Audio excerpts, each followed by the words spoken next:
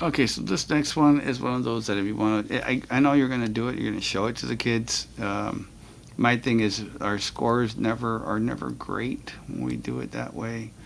But if you're going to put like 4/5 right here, and then cross product, and you can, you're going to do it a bunch of different times. It's going to work, right? It will work. Um,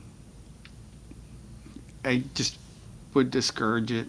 You know, I'm not a fan of it because it only works for a little bit and then it stops working. If you once you get to negative numbers, you have to like really make up little rules for it to work. So for me here, if you're gonna do butterfly, go ahead and do it. It might work for this one, but it just so you guys know, last year this is where we're at with correct answers on these. So I would discourage it.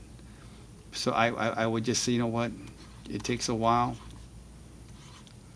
to kind of see it, but I would definitely use models. You know, draw your 8 by. You know, when we use the grid paper.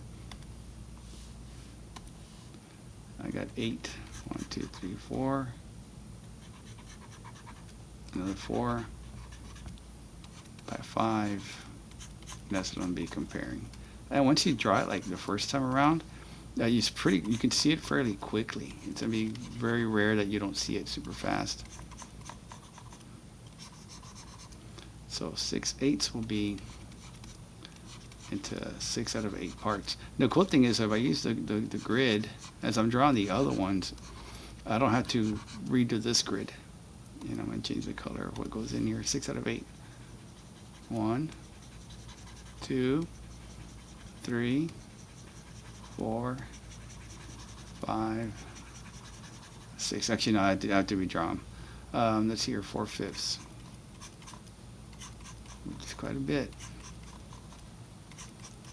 Which would be these 4.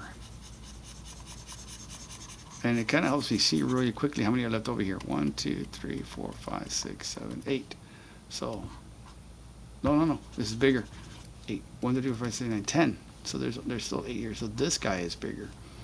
So this is what we're looking at here. So right off the bat, 4/5 is true.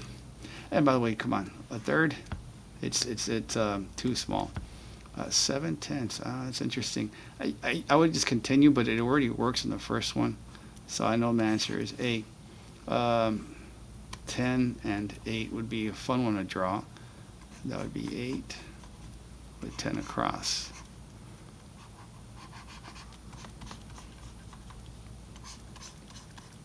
And I would fill in 7 of them. 1, 3, 4, 5, 6, 7. I would fill in this many, right? Here, I would fill in 8.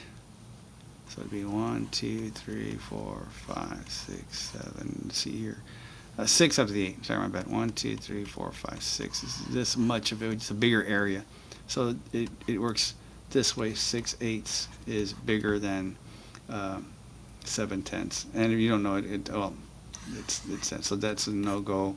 Here, if I draw this one compared to this one, I get the exact same one. They're going to be equal if I draw them out. But the first time I drew this one out, it was A.